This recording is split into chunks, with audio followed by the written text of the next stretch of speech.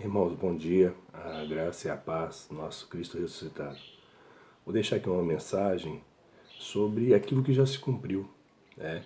Às vezes fazemos aí as obras da carne, fazemos aquilo que não agradamos a Deus e achamos que estamos agradando a Deus. Eu vou deixar uma passagem aqui de Romanos 10, a partir do versículo 1. Irmãos, a boa vontade do meu coração é a minha súplica a Deus a favor deles. São para que sejam salvos. Paulo está falando aqui, salvos de quê? Salvos da grande tribulação do ano 70, onde se consumou o fim. 2. Porque lhes dou testemunho de que eles têm zelo por Deus, porém, não com entendimento, porquanto, desconhecendo a justiça de Deus e procurando estabelecer a sua própria, não se sujeitaram a que vem de Deus. Porque o fim da lei é Cristo, para a justiça de todo aquele que crê. Romanos 10, do versículo 1 ao 4. Irmãos, o fim da lei é Cristo. Qual que é a lei? As 613 leis. Dessas 613 leis acabou tudo no Calvário ali. E ali ele estava falando para os judeus. Mateus 15, 24. Eu vim somente para as ovelhas perdidas da casa de Israel. A Bíblia nós temos que ver o seguinte: antes da cruz e depois da cruz. Depois da cruz é a graça eterna que é reverberada para a gente, mas também foi para os judeus e para os gentios da época.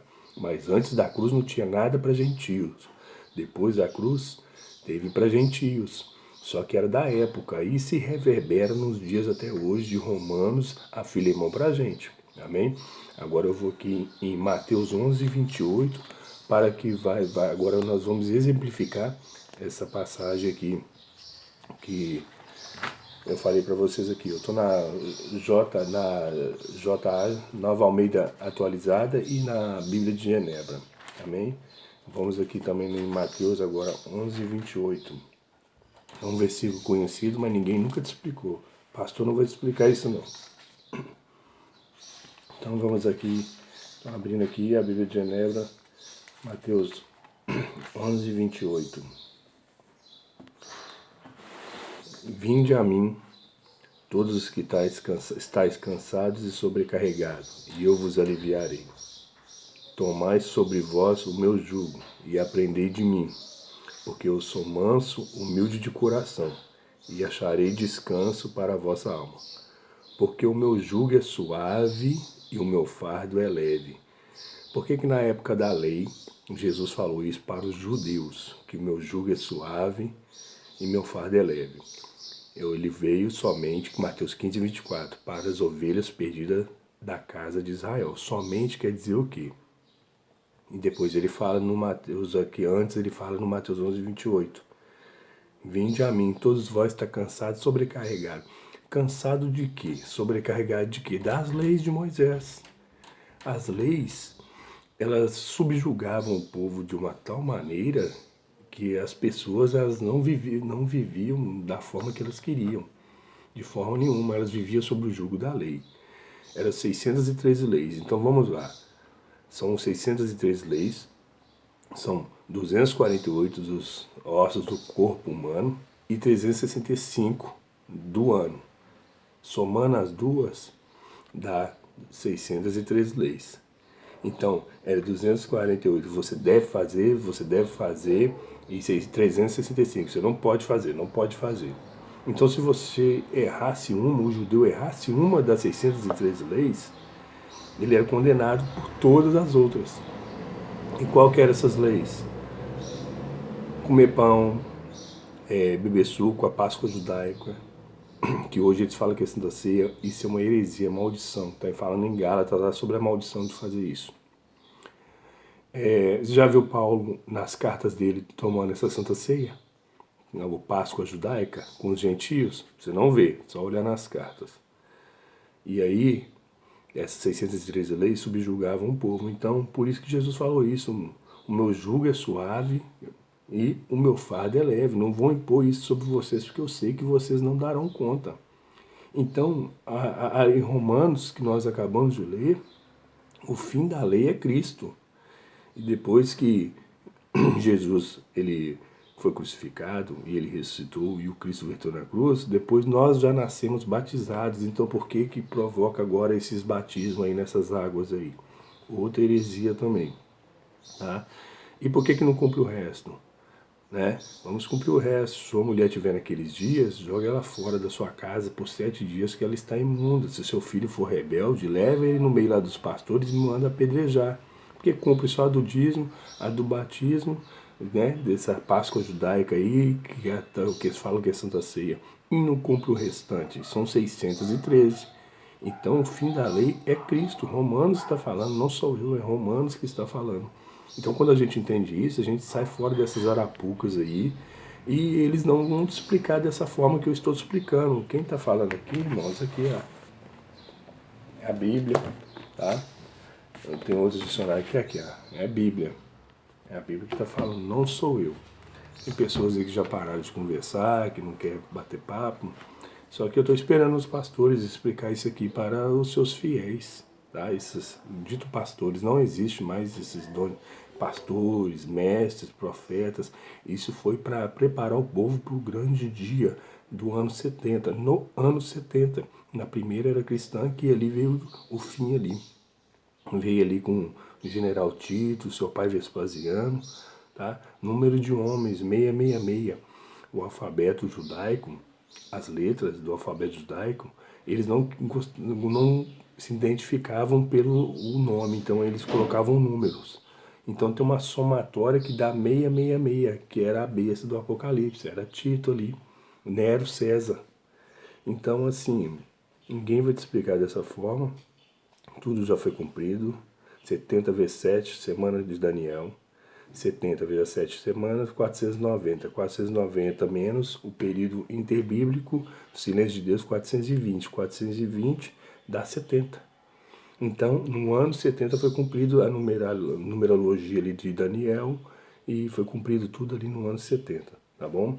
Então, o fim da lei é Cristo. Então, por que continua dando dízimo? Por que essas sinagogas estão abertas? Ah, mas nós fazemos obras sociais.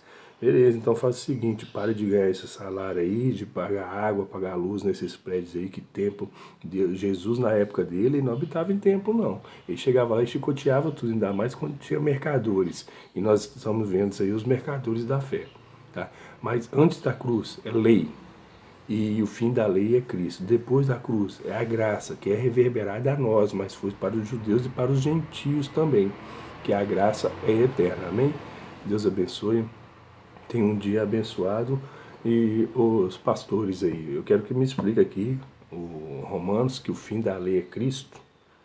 E por que vocês continuam na lei ainda, enganando os incautos? Enganando muitos de nós também. A gente acha aí que tem pessoas que não sabem.